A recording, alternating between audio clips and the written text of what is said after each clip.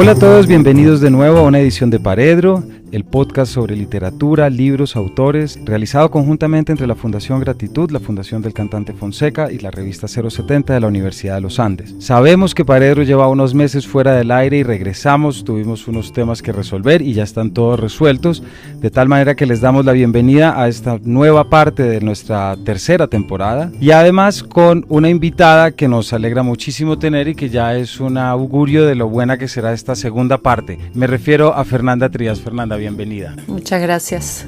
Como muchos de ustedes saben, leo brevemente una biografía tuya, Fernanda. Fernanda nació en Montevideo en 1976, es autora de las novelas La Azotea, sobre la que estaremos hablando ahorita, y Cuaderno para un solo ojo, y del libro de cuentos No soñarás flores. Hoy estamos para hablar sobre una novela que es trepidante y es tensa y es riquísima para entrar a observar, como es La ciudad invencible, publicada recientemente por Laguna. Mas, sin embargo, Fernanda, muchos de nuestros oyentes te conocen y muchos de nuestros lectores colombianos te conocen por una novela que tenemos aquí que es La Azotea, una novela que, como te decía ahorita, durante muchas ferias del libro siempre aparece y sigue apareciendo como esas novelas más vendidas y que los lectores buscan. Entonces quisiera darte la bienvenida a Paredro y si quieres comencemos por acá, porque cuando yo te entrevisté a ti hace un par de años en una mesa con Eve Buchart, me acuerdo, con Valerie Miles, y hablamos sobre esta y desde ese momento dije, quiero preguntarle a la autora cómo es esta novela, así que bienvenida y si quieres comencemos. ¿Cómo ha sido vivir con esta novela que ha sido tan gratificante? Bueno, muchas gracias por la invitación y muy contenta de estar acá hablando contigo, Camilo, hoy.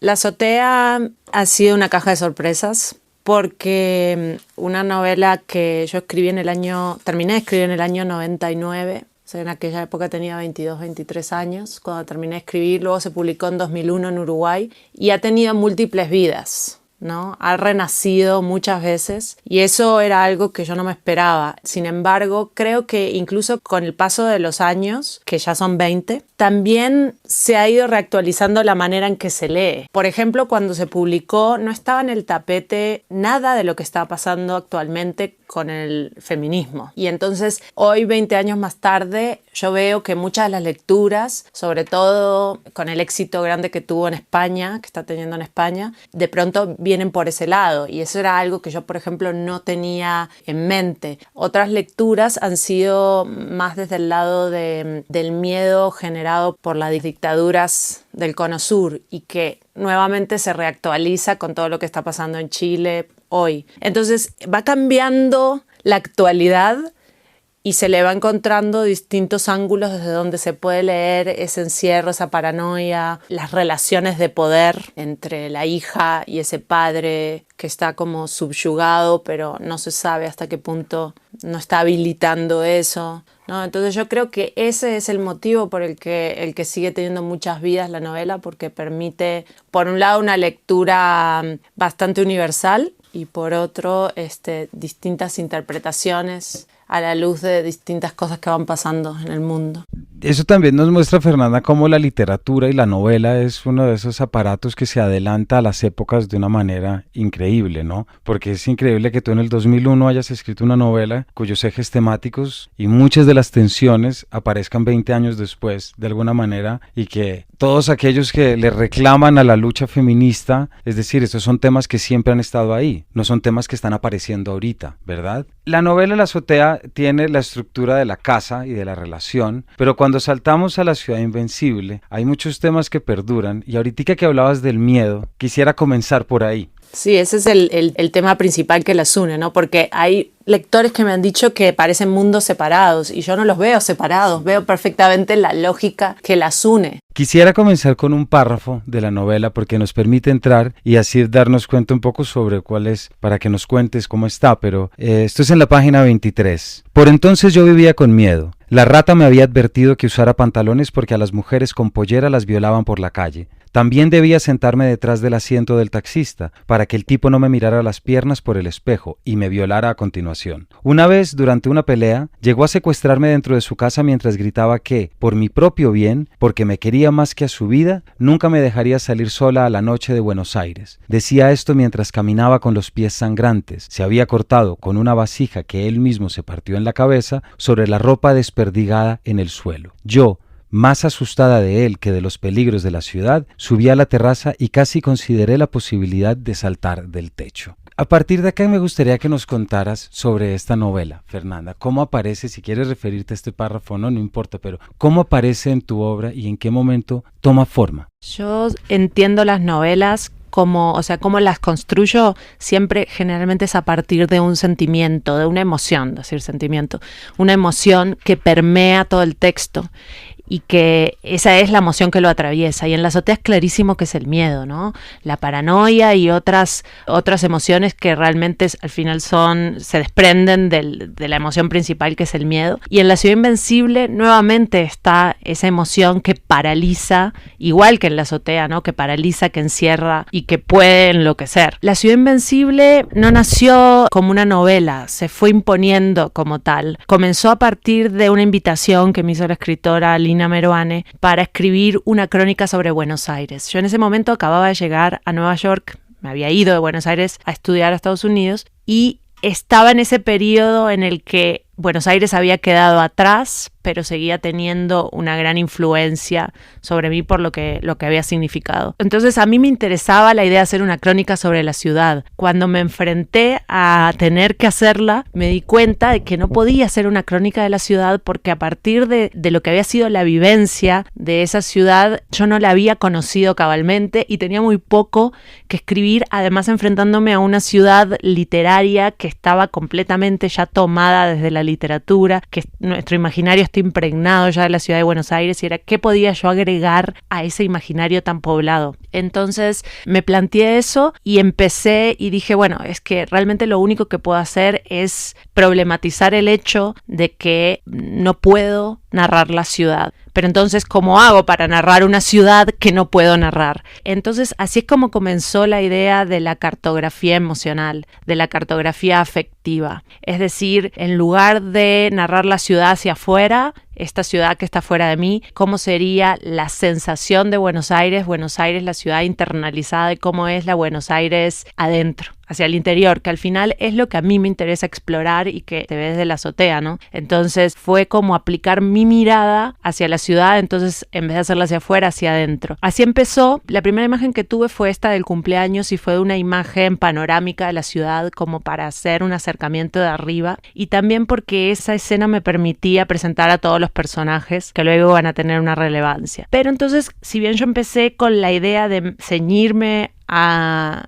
la realidad, que es esa cosa tan esquiva, muy rápido, ya creo que en la segunda página, ya cuando empiezo a ponerlos a lo que dicen estas personas, devenidos personajes, ya empecé a alterar la realidad. Y ahí me di cuenta de que yo no iba a poder mantenerlo como una crónica de ninguna manera y que podía o luchar contra eso o entregarme. Y ahí es cuando me entregué y cuando dije, bueno, acá tengo toda la libertad, me lo voy a permitir para jugar todo el tiempo con la ficción y la realidad. No me importa, digamos, como si fuera plastilina. Y entonces empecé a identificar determinadas cosas que yo sabía. A ver, mi experiencia, ¿cómo sería la cartografía interna de Buenos Aires? Empecé a identificar ciertos temas que quería tratar en algún momento, como si fuera un puzzle, que yo sentía que si esas piezas iban a terminar dando una impresión, una cosa impresionista de ese periodo, ¿no? Por eso la estructura emula esa sensación que yo quería generar, como manchas temáticas impresionistas que van generando un panorama. Te entiendo muy bien la experiencia y la necesidad de hacer esa cartografía porque claro, la ciudad es el espacio que se semiotiza por excelencia y es el que se conecta. Es decir, la calle te representa la emoción y desde las figuras de los pasajes, de los portales, etcétera, es decir, se metaforiza todo. ¿En qué momento la experiencia de Buenos Aires dentro de la novela empieza a tornarse frente a la construcción de un personaje femenino que está pasando por un momento traumático, ya sea por un maltrato físico de un novio, pero al mismo tiempo derrumbe emocional, si se quiere, por la muerte del padre, que son dos sujetos masculinos dentro de la historia de Ya te voy a preguntar por los femeninos, pero ya que comenzamos por acá, quisiera saber si tú consideras esta novela se enmarca dentro de la temática del maltrato, por ejemplo, dentro de la cartografía o todo, porque no debemos separar una cosa de otra. Sí, por supuesto que sí. Yo creo que al principio me planteé la posibilidad de no tocar ese tema, por pudor, y luego me di cuenta que era imposible porque estaba totalmente, la vivencia de la ciudad completamente permeada por eso. Entonces, por ejemplo, la existencia de muchos personajes masculinos y que pareciera que hay una masculinidad ahí, eso también está vinculado con cómo fue la experiencia, o sea, cómo fue la vivencia desde los ojos de esa narradora derrumbada, donde al parecer toda esta agresividad, esta violencia que se iba mezclando con la ciudad provenía desde lo masculino. Entonces, digamos, era imposible sacarle el cuerpo al tema. Eso es lo que me di cuenta, porque no había otra manera de narrar la ciudad, sino el derrumbe sí, y justamente narra un periodo corto de la vida de esta mujer, y a mí lo que me interesaba era ese límite exacto entre el momento exacto post-derrumbe, pero no necesariamente todavía, digamos, retroceder a los momentos anteriores y que esos momentos anteriores se construyeran a partir de breves vistazos, no demasiado explícitos, de los hechos, pero que el lector pudiera, a partir de esos breves vistazos y de el estado mental y emocional actual de la narradora, reconstruir y más o menos entender qué pudo haber pasado para haber llegado a este punto. Y luego comenzar en ese breve periodo posderrumbe en el que hay que intentar una reconstrucción. ¿Pero cómo? Y a la vez que hay que intentar una reconstrucción personal, la narradora, justamente por ser extranjera en la ciudad, tiene que al mismo tiempo intentar construirse una ciudad que tenga un sentido para ella, por fuera de la rata, por fuera de ese hombre de su pasado y de esa relación violenta, reconstruirse a sí misma y a su vez reconstruir la ciudad, porque tiene que empezar a construirle significados nuevos, separados de todo lo anterior, ¿cierto? Y entonces, al final, ¿cómo se construye una ciudad? Yo esa experiencia la he tenido acá en Bogotá también. Tengo que empezar para mí es todo un espacio virgen que no está asociado a ningún recuerdo, y de a poco yo voy poblando de recuerdos y de significados determinados lugares, y esos lugares empiezan a adquirir una dimensión afectiva porque ahora sí están asociados a recuerdos. Quisiera que nos leyeras un pedazo de la novela que creo que refleja muy bien esto, Fernanda, que nos acabas de contar. La avenida Santa Fe también tenía clases sociales, una sección más humilde bajo la vía del tren en Juan B. Justo, otra de bazares, tiendas de toallas y sábanas, mercerías familiares con su exhibición de ovillos de lana y manteles bordados, repasadores con la imagen de un gallo colgado junto a un pijama de felpa que no necesitaba maniquí para mostrarse, sino unos simples alfileres, tiendas de ropa interior femenina anunciada en fotos gigantescas de cuerpos perfectos, perturbadoramente irreales, incapaces de todo sudor, a pesar del sol que estallaba en las nalgas redondas y tostadas. Después vendrían las cadenas de heladerías, la ropa de marca, la librería del Ateneo, exagerada y fría, y finalmente la zona de tiendas exclusivas con su ropa para polistas y sus muebles de tamaño descomunal, que habían logrado instalar el fervor por el estilo funerario chic, arañas de acrílico negras, mesas lacadas, lámparas de pie incrustadas en enormes bloques de mármol, jarrones gigantescos, brillosos, siempre brillosos, decantadores de vino, copas grandes como campanas. ¿Cuál era mi Buenos Aires?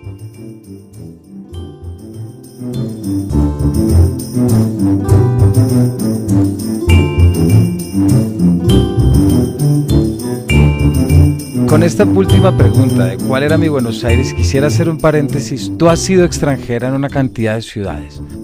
Estás viviendo en Bogotá creo que hace 4 años, casi 5 ya. Ahorita te voy a preguntar por lo que haces acá, porque eso también nos permite que tú nos hagas una lectura de lo que ves como Bogotá. También viviste en Nueva York. Entonces, ¿cómo ha sido tu experiencia urbana dentro de todo lo que tú has hecho y cómo termina plasmada en una novela, ya como estrategia entre experiencia y escritura? El tema de las ciudades se ha convertido en una obsesión para mí justamente por eso. Yo me fui de Uruguay en 2005 a Francia primero, y ahí empezó mi periodo itinerante que sigue hasta hoy, digamos, con largos periodos de estabilidad. Pero entonces inicié el proceso varias veces, y eso es algo que me ha hecho reflexionar mucho sobre ¿Qué es apropiarse de una ciudad? ¿En qué consiste? ¿Cómo se apropia un extranjero de una ciudad? Entonces, en La Ciudad Invencible yo empecé a reflexionar sobre eso. A mí me interesaban dos temas. Como decíamos al principio, sí, por supuesto, es una novela sobre la violencia y sobre las secuelas psicológicas, mentales, emocionales que la violencia de género tiene sobre una mujer, sobre un ser humano. ¿Cómo hace para reconstruirse desde ahí? Y al mismo tiempo, el otro tema paralelo que me interesaba investigar era el de qué es ser extranjero, cómo se apropia a alguien de una ciudad, y también ya para ese entonces, para cuando estaba en Buenos Aires, ya había sido extranjera en muchas ciudades, todavía no en Bogotá, pero lo suficiente como para entender que el ser extranjero no es una sola cosa. El ser extranjero es incluso en mí misma, la misma persona, Fernanda, según dónde era extranjera, cambiaba completamente la experiencia del ser extranjero. Entonces eso me obsesionaba, empecé a entender que había clases de extranjeros. En Buenos Aires yo tenía un cierto privilegio por ser uruguaya, pero entonces yo veía que había otros extranjeros que estaban por debajo de mí en estos estratos del ser extranjero, bolivianos, peruanos, ¿no? Todo eso lo quería mencionar y complejizar ahí, pero a su vez yo había estado en un estrato peor cuando había vivido en París. Siento que ese apropiarse al final consiste en saber si se puede o no generar lazos reales con las personas que ahí habitan. Esa es la conclusión a la que he llegado y es por lo que me siento bien en Bogotá, porque sí siento que logré hacer vínculos profundos con las personas que ahí habitan. O sea, no tiene al final nada que ver con la ciudad en sí, con su geografía, pero esa geografía de todas maneras hay que conquistarla, y esa expresión conquistar la geografía la traigo a colación porque la utilizo en La Ciudad Invencible, porque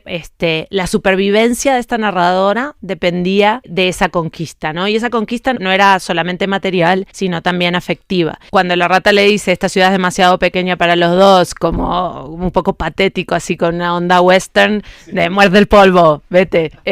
Ahí en ese momento yo entendí algo, en ese momento de la escritura, porque por supuesto todo esto lo iba descubriendo mientras lo escribía, ¿no? En ese momento yo entendí, claro, la forma de resistencia de esta narradora es quedarse. Tiene dos opciones: o huye dejándose espantar por la rata que le dice esta es mi tierra, o se apropia de esa tierra y esa es su resistencia. Justamente ya había encontrado aquí la cita. Estar en Buenos Aires era mi forma de resistencia. Debía conquistar esta geografía, encontrar mis propias razones para irme o para quedarme. Porque claro, es la búsqueda del personaje de resignificar el espacio, que al resignificar el espacio se resignifica a sí mismo. Y eso es un poco ese elemento literario de las ciudades que se comporta como un texto y que nos refleja. Quisiera ya para ir cerrando, nos hablabas ahorita de un tema que para ti era muy importante, que es esa situación del post-derrumbe. Y hay unas páginas en las que tú le pones un especial cuidado a la figura de la espiral, ¿cierto?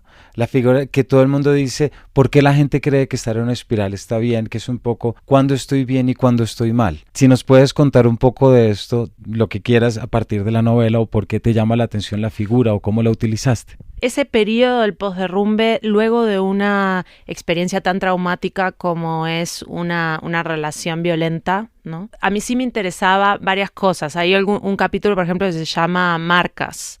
Me interesaban las cicatrices, el tema de la cicatriz, y ahí hay ciertas cicatrices en el cuerpo. Y dice, el cuerpo se marca, porque además este hombre obviamente también, a través de su violencia, marcaba el cuerpo de la narradora, pero también luego hay otras marcas, que son esas marcas de las que no hablamos, que son esas marcas que no son visibles. Hablaba esto con Giuseppe Caputo, ¿no? Hace poco, las marcas invisibles. Esas cómo se muestran. Entonces, en parte, la confusión que sobreviene a este periodo de reconstrucción, pero en el que hay un miedo terrible a muchas cosas, en el que hay una inseguridad brutal, en el que no se sabe quién soy, qué queda de mí, porque a partir de la relación violenta lo que hay es una aniquilación del otro. Básicamente en eso consiste. Entonces, hay que empezar a entender qué pienso, qué creo, qué quiero, y es una búsqueda muy dolorosa que no es lineal. Entonces, en general, luego de que las personas que somos testigos de alguien que está en una relación violenta,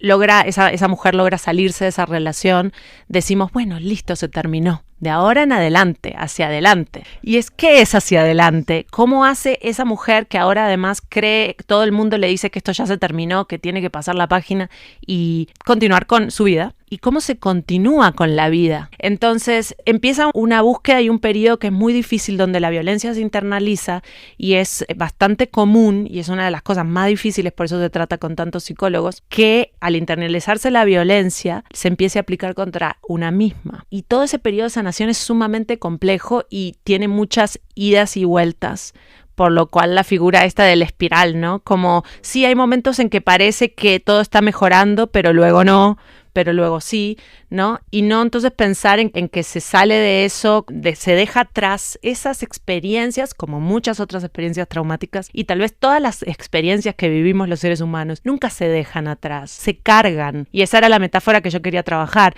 Realmente el pasado no queda atrás, siempre está encima de nosotros, siempre. Y lo que hacemos es acumular más pasado encima de nosotros y siempre ver cómo, de una manera más o menos torpe, más o menos sana, logramos seguir viviendo con todo ese pasado encima. Y yo creo que en esto, Fernanda, tu novela es muy efectiva por la técnica como tú la desarrollas, porque estamos hablando del personaje de la narradora. No hay una violencia explícita dentro de la obra, es decir, no hay una situación de violencia en presente, todo está en recuerdo, todo está en diferido, digámoslo así, pero al contrario de lo que uno puede pensar, que esté así de contenido hace que sea más terrorífico y sea más pesadillesco, porque hay algo aquí que yo quiero resaltar, que muchas veces damos por sentado cuando nos referimos a novelas y nunca podemos hacerlo, y es que también es la denuncia de lo que es el maltrato machista y de lo que es el sentido de pertenencia sobre una mujer, que de allí el nombre La Rata, con todos los obviamente y demás apodos que aparecen, pero es la manera como retratas esa tensión, desde cómo le dice a los personajes, cómo piensa, de pronto por eso ya sabe que vivo con las persianas abajo, o ir a alquilar un cuarto y que la persona consiguió el teléfono por una cadena gigantesca solamente para impedir. Es decir, eso que bajo ese sentido de pertenencia tan propio del maltrato machista es esa imposibilidad de ahora sí voy a arrancar, ¿no? No sé si quieras decir algo de eso, porque me parece que es un elemento y que convierte esta novela, como muchas otras, en fundamental para leer y poder entender, y a través de la literatura poder uno comprender lo que es una situación así, que no es solo literatura. Lo que decías de la tensión, sí, me interesaba y siempre me ha interesado y quería por eso como terminar de unir con La Azotea, lo no dicho.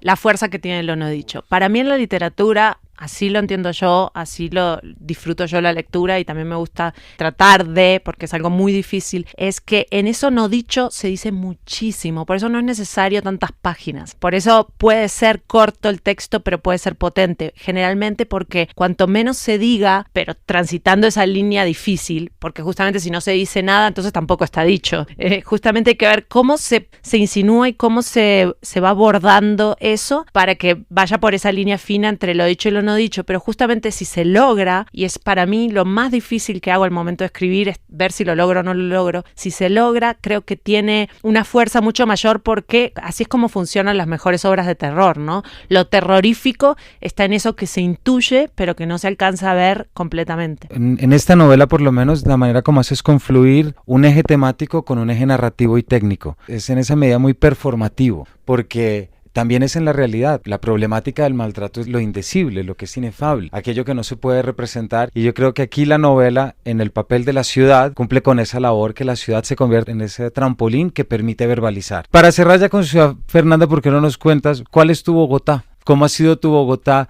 Tú dictas clases de escritura creativa aquí desde hace bastante, conoces mucho nuestra cultura desde nuestra cultura escrita.